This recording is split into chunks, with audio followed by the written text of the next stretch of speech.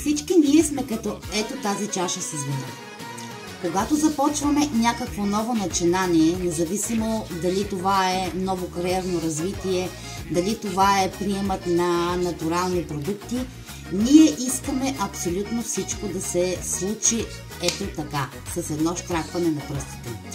Обаче, мили хора, нещата не се получават така. За всяко нещо изисква време. И ето, погледнете, ако започнем да наливаме в тази чаша с вино чиста вода, колко време и е необходимо да стане бистро.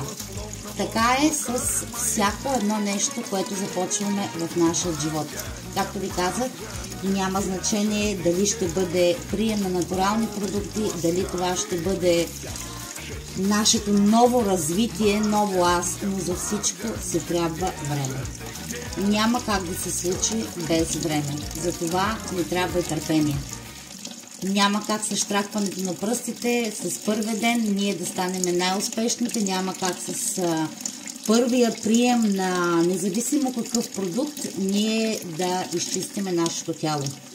И както е казал Наполеон Хил в неговата книга "Да прецакаш дявола", ние отвътре сме по-зле и от градска тоалетна. Погледнете колко време трябваше на чашата, за да стане бистра водата.